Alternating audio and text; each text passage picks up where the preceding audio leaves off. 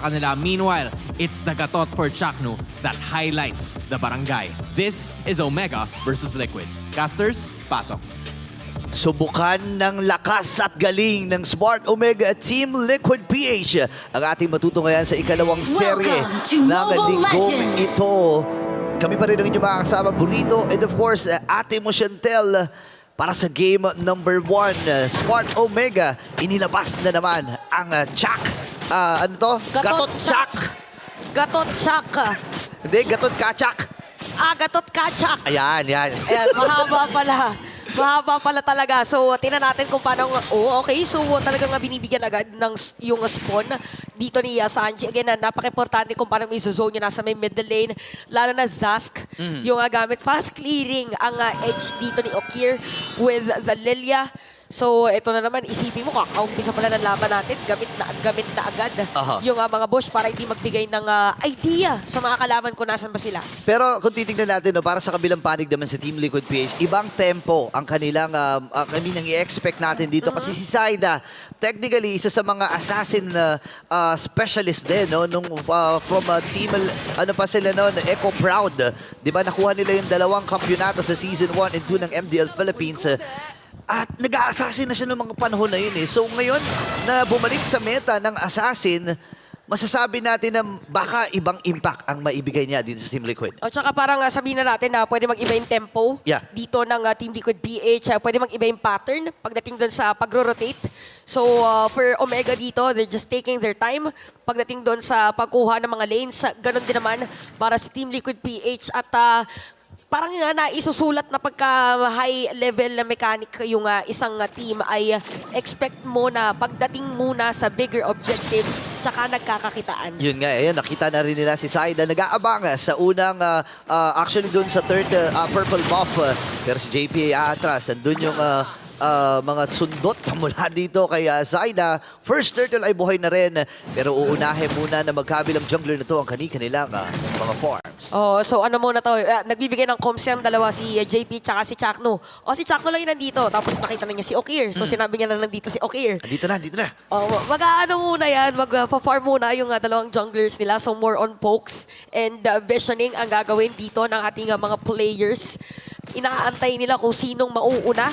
So, hindi pa naman level 4 dito si JP and even Chakno, pero sinisimulan na ng Team Liquid PH. Okay, tapos na rin yung purple buff dito, pero papasok na nga sila! At kita na nga natin doon, first blood para sa TLPH. Papasok na rin si Chakno, pero yung alam na bibigyan na dito si Zaida. Antonio with the kill at diretso pa, hahabulin na dito si JP. Pero si Sanji medyo mabagal.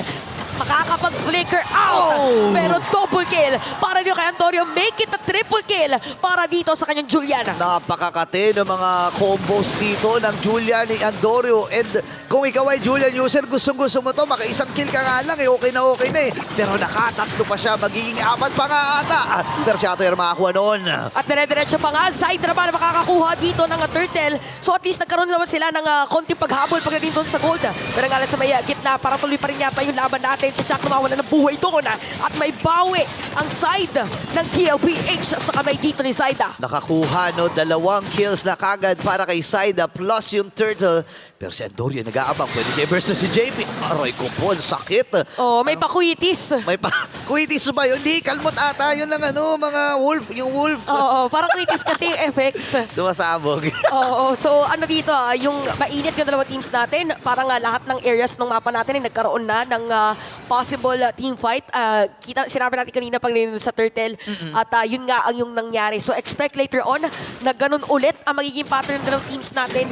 At grabe, 3 Purify pala. Dalawa? Revitalize pala. Sa green kasi eh. Parehas green magkamukha kasi eh.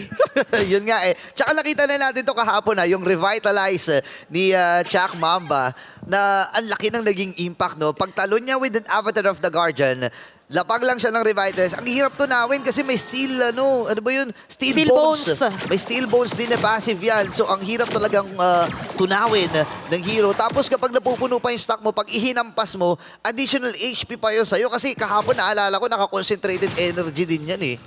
So, okay. So, may bottom lane si Sanford magiging target.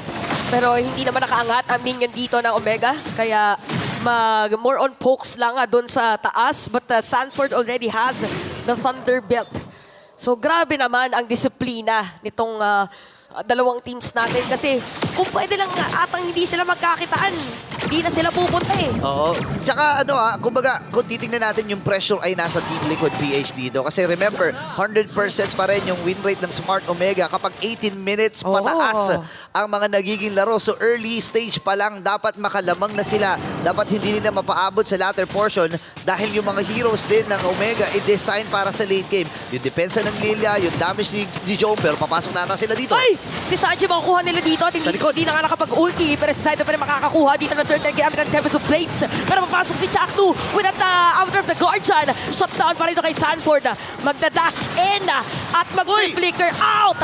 Pero makamatay pa rin sa kamay dito ni Atoy R. Out ka na. Tatlo ang na-out dito sa Team Liquid PH. Habang na-shutdown din naman nila itong si Andorio. Naka-4 na kill na itong Julian na ito. And masasabi ko na ang kailangan nila talagang pigilan. Kailangan pa ng isa pang death. Kailangan pa nila makakuha ng isa pang death para dito kay Andorio. Pero nakuha na rin ng Torre dun sa may bandang itaas. Unti-unting lumulobo ang kalamangan ng Smart Omega at ang Team Liquid PH. Kailangan nila i-close yung gap na to.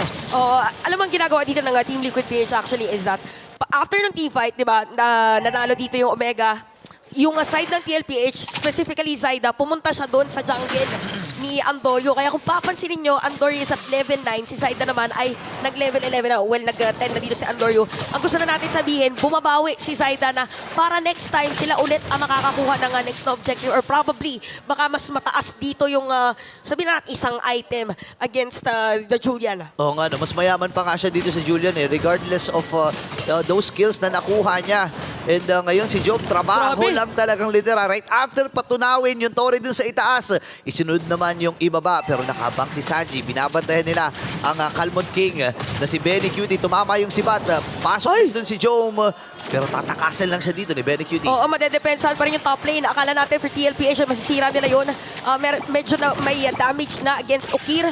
And speaking of Okir, by the way, mamaya ay magiging malagkit na rin yung Lilia. So, slow-paced game. Para dito sa ating is parang nag-iipon ng mga items na mga pwedeng gawin laban sa isa't isa. Ito nga yung sinasabi ko yung timer ng Smart Omega. 100% ang win rate nila pagdating sa mga 18 minutes. Kasi nga naman, andyan si Okir, andyan yung Lilia, alam naman natin yung mga bobati niyan, sobrang hirap yung mga tawag dito, yung mga bomba-bomba niya, di ba? So ngayon, mabilis. Nakukunin yung pagong na ito at ito na naman si Saida. Oo, Sneaky play na naman. Oo, sneaky muna si Kuya Saida dun sa may gilid. So, madedepensa naman dito ng Omega yung to. Hindi, naku, tatlo kasi sakit. Barag-barag. Oo, tatlong big cards. Para nag-shotting. Ang daming dala, so masakit yung damage doon. So again, more on vision, ang dito na side ng Omega, nakasira sila ng Torre top, even bottom lane, at medyo mag-a-advance dito sa purple buff ni Zaida. Oo nga, matapang talaga si Jack Mamba. Ngayon, tumama yung sibat. Pwedeng pumunta itong si Jome. Pero re-respeto muna siya. Saida, successfully nakuha niya yung kanyang purple buff. Pero trabaho na naman itong si Jome. Dito tumama yung stun mula kay Ator R. Pero magtutulungan na ata dito ng Team Liquid PH. Ginamit na yung revitalize dito ni Chaknu. Nakataas. Gatot ka. Pero papasok na dito si Zaida. At walang magiging casualty sa moment na yon. From gatot to gatot ka. Ano? Totga. Ay, si Kalmot King. Hindi na siya the one that got away. Nandito pala si Kalmot King. At ang makakalmot niya ay si Chaknu. From Gatot to Totga. The one that got away. Yun. Pero okay nakabutan. Okay na. Mas malinis. Malinis sa delivery. 10 over 10. Malinis. Pero malinis din ang pagkakabawi doon ng Team Liquid PH. 1K na lang ang kalamangan ng Smart Omega. At ngayon, bigger objective na ang pwedeng tingnan ng magkabilang kuponan na ito. 30 seconds para sa unang Lord ng ating game. Pwede na sila mag-flow ng mga minions, umagaw ng mga objectives.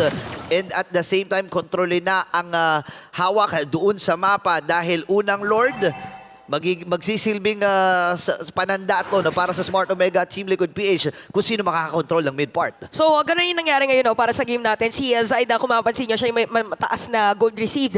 So yung minion wave din na TLPH is nakalamang na kasi sila din umiiwas sa teamfight. So pagdating doon sa mga teamfight, sila naman ngayon yung mauuna at hindi na makakatakas pa si Chakno sa moment na yon dahil makukuha na siya ng mga players ng TLPH. So si Joma, natagpuan na naman na nandun sa may top lane at tinatry na kumuha ng Torre pero dadating ng mga players ng TLPH para madepensahan yung minion wave na yon.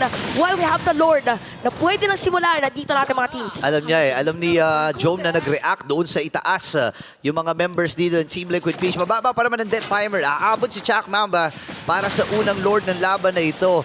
Si JPA nakaantay na doon sa may Pixel Bush. And also Sanford na nagbabantay din. Hindi pa tayo nakita ng sobrang gandang mga final slash. Pero baka dito na matagpuan or dito na natin makita yon. Dahil pagkakumpulan talaga yung mga miyembro ng Smart Omega, mas madaling sarguhin. Mas madaling ibalibag gamit yung sibat niya, di ba? Oo nga eh. So, eto na. Makakakita pa tayo ng isang sibat. Flicker in para dito kay Ryota. After the guard dyan, wala tatamaan. At si JP dito ay ditikitan. Kaso nga lang, napakadang final slash para dito kay Sanford at papasok na nga sila. Makakakuha ng kill dito si Sanjit. Aalis si Zaida. Si Sanford ay makukuha na nila. At Antorio makakakuha ng kill pero Sanji meron ng double kill. Kanino napunta yung Lord?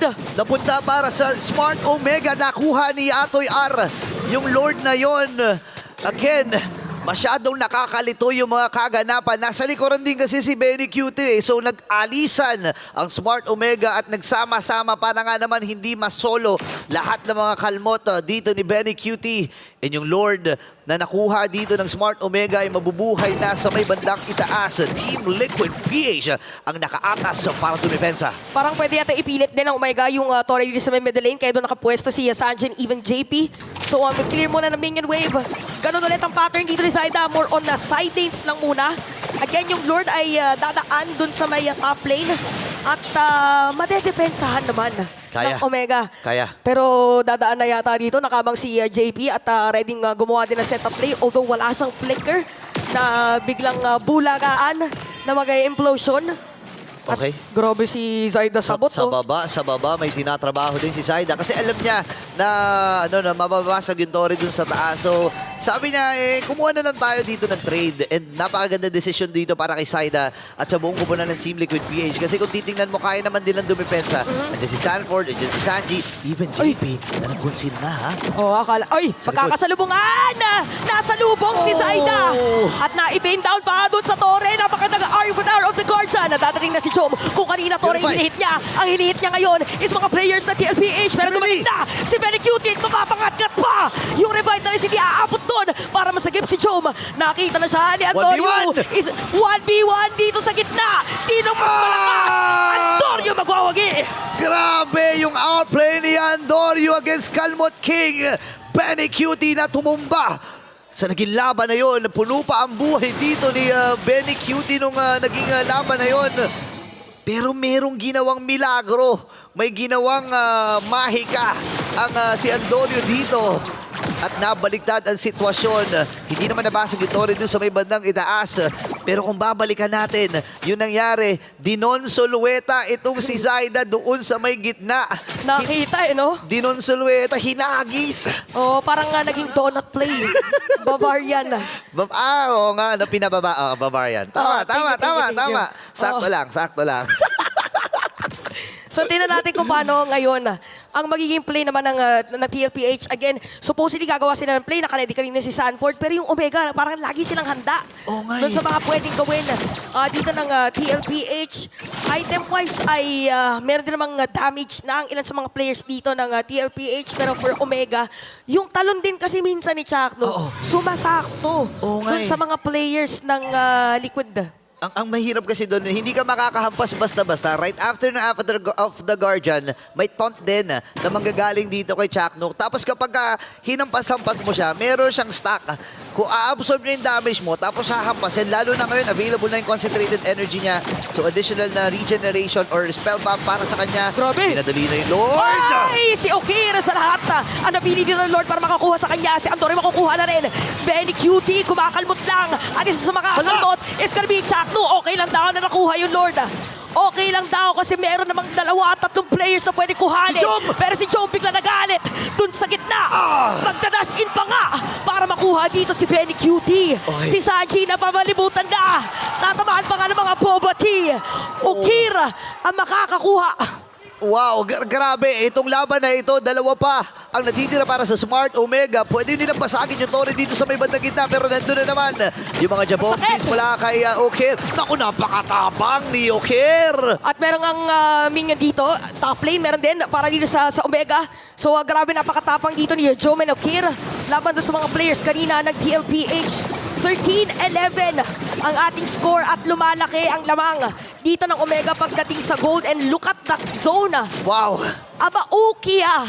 Para dito kay Okira, ginamit na rin yung Tempest of Blades para lang medyo mapigilan. Doon sa moment na yun, nagdadating na nga dito ang barangay. Okir pa daw siya. Pero apat naman sa Guardian, nabitawan na rin. Tingnan natin kung ano mangyayari dito. Si JP gusto sana mag-set up ng play. Meron naman siya immortality at yung Lord Buhay pa. madedepensahan ng TLPH. May minion wave pa. Dito sa baba, ang Omega. Okay, hihinga muna sila dito. Ang Smart Omega, nakakalamang na ng higit. And ang Team Liquid PH ay kailangan lang tibayan. Ilaban under the base, under the turret. Kailangan nilang gamitin itong si Sanji. Kasi nga naman ang nangyayari kapag nailalapag yung Dominator's Descent, nag-aalisan ang Smart Omega. Kumbaga hindi nila pinapansin yung alien. And ang problema dito, si Jom, kahit 3-1 and 5 ang KDA niyan, masakit-sakit na yung damage. Plus the Purify na isa pa sa mga nagpapahirap sa kanya na mahuli. No? Plus si Hukir din kasi. Kumbaga, hindi mo kasi napapansin yung mga angry glooms niyan, yung mga bobati niyan, di ba, na sumasabog-sabog lang. May slow, may damage. And si Chak Mambay, ito na nga, no, sa kanyang mga assists, has recorded 2,368 assists sa buong MPL career niya. So number 1 si Few, sunod si OMV, and third si Carl TC. So, humahabol din dito si Chak Mamba. So, yung kanyang mga setup play din kasi ngayon ay talaga namang may diin. Oo. Pagka-dive kasi diretso yung sinasabi mo Ton kanina. And out of 13 kills para sa Omega, 11 yung assists niya doon. So, imagine yung kanyang kill participation all throughout the game. Yeah, ibang klase talaga, no. Again, sa mga tank user kasi, no, kapag nakakita kayo ng 6 deaths, medyo normal lang 'yan kapag ikaw ay isang isang roam. Kasi nga naman, kung titingnan mo sa composition ng lineup dito ng Smart Omega, siya lang yung magsusukap ng damage plus si Atoy R din. No, pero ginagamit kasi nila si Atoy R as additional kit din para sa damage. Dahil nga kapag nag-primal run ito, punong-puno yung kanyang stacks, masakit din talaga yung magical damage. Just HP based din yung hits niya, no? So I think ang Team Liquid PH ay kailangan na rin piliin yung team fight na kanilang lalaroan dito. At kailangan ng magical play mula kay JP. Yung kasalanan niya, kailangan niyang dagdagan. Oo, dapat kasalanan niya kung bakit hindi makukuha ng Omega. Tama. Yung Lord. So, nandito si JP at nagbibigay ng impormasyon para sa kanyang mga kakampi.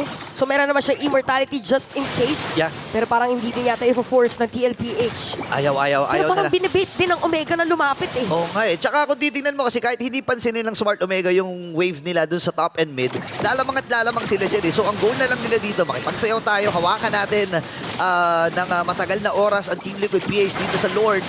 Para nga naman may split push na plano! At Flicker, pasok dito para sa Omega. Mawala ng buhay ang mga players ng TLPH. Nandito na rin si Benny Hala. Cutie at pipitawan ng Omega yung Lord para sa team fight. Implosion! Ito na yata yung implosion na sinasabi. Kaya naman si Antor makukuha nila at diretso yung panga. Pero si Ryota mag-free lang din sa kanila. Ryota laban dito sa may bandang taas. Si Benny Cutie yung target niya. Pero dito sa may bandang gitna, si Okir laban din dito sa dalawa. At pala dumating na rin si Benny Cutie. Oh! Kaya 4 na players ng Omega ang patay. Kailangan umatras si Atoy R dito. Yung Lord ay may pagkakataon na silang kunin. 24 seconds para kay Andorio at sapat na oras ito para sa Team Liquid PH na kunin ng malaya itong Lord na ito. Let's take a look at the instant replay by Infinix. Ang ganda nung implosion. Suwabe. Ito yung listahan. Number 1 listahan ni JP ng kasalanan niya. Nakuha niya yung 5 with that implosion at doon na nangyari ang milagro mula sa Team Liquid PH. Ibang klase to. Ibang klase. Tsaka bukod pa pala dun sa implosion na Sacred Hammer pa niya dun sa gitna si Jom. oo. Kaya napigilan yung pagtatanggal ng immortality.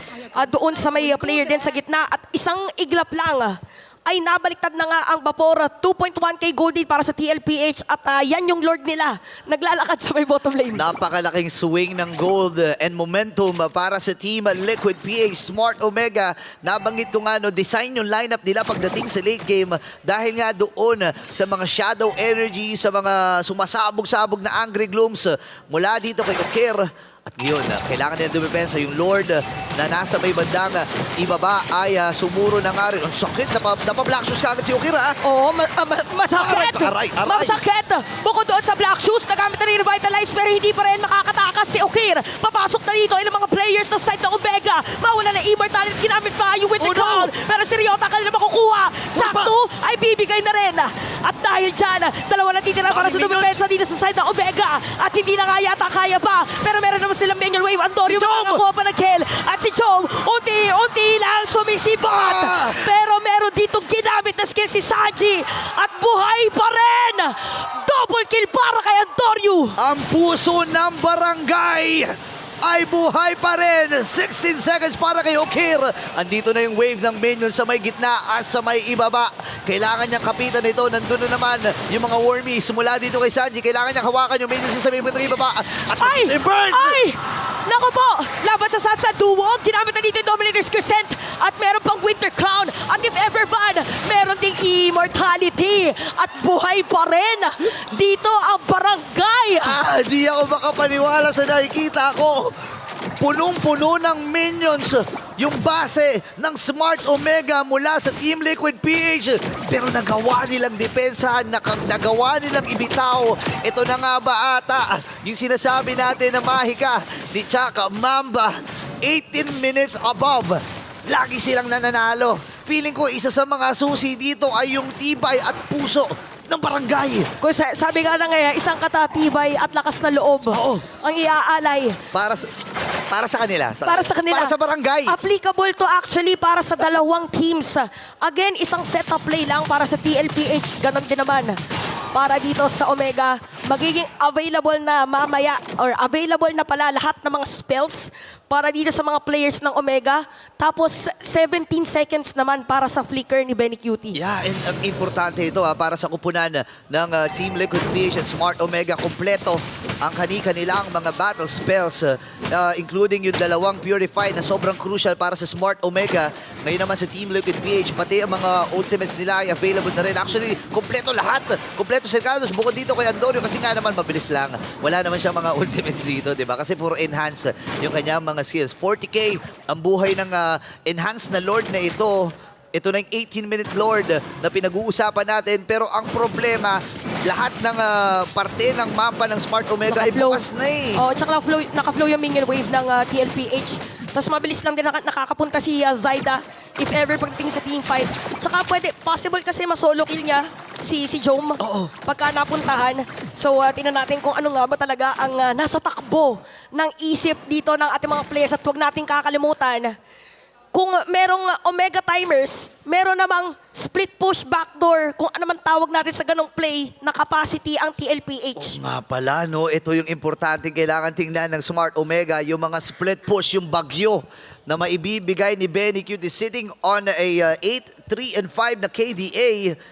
At may kakayahan talaga sila mag-split push dito. Actually, kahit hindi si Benny Cutie, kahit si Zyda, yung kanilang Ling, na may kakayahan talagang tumalong from one place to another dahil nga sa likse ng hero na ito. Ngayon, hindi atang simulan kasi nakita nila sa may bandang itaas itong si Jom. Rush ata ang call nila. Oo. Tingnan natin kung magkakaroon ba ng Rush R. Dito sa Lord Pit, naka po si Okir. Ang hinahabol dito na Benny Cutie. Mawala ng Immortality at tataning na rin noon si Chakno. Yung Lord! Pero yung Lord ay mapupunta pa rin sa TLPH. Ginamit na rin dito yung conceal para mapabilis. Okay na raw. Okay Nakuha naman na daw yung Lord. Wala na, kakalma na sila dito ngayon. Great Dragon Spear. Additional kit para kay Benny Cutie. At yung Lord ay nabuhay na nga kagad. Kailangan dumipensa, kailangan kumapit ng bagong barangay sa kanilang barangay hall. At kakatokin na nga ito ng Team Liquid PH maya-maya. JP, available din yung kanyang immortality and any moment ay pwede pumasok. Si Chaknoy atras na nga rin. Yung Lord ay napapatagal pa sabay-sabay ang mga minions. At meron na namang explosion para yun kay JP. May outer of the guards na naman para dito sa side ng Omega. At nakikita natin mga critical hits. Si Benny. Buhay pa rin dito. Si Benny Cutie mawala ng immortality si Zaida. Kaya pa. At inaabangan na nila. Makakahampa pa doon sa may pader. At manidepensahan pa yata ng Omega yung Lord na bitbit dito ng Omega. Si JP mawala ng immortality si Joe. Mabibilit na magdasa away si Benny Cutie. And that is it.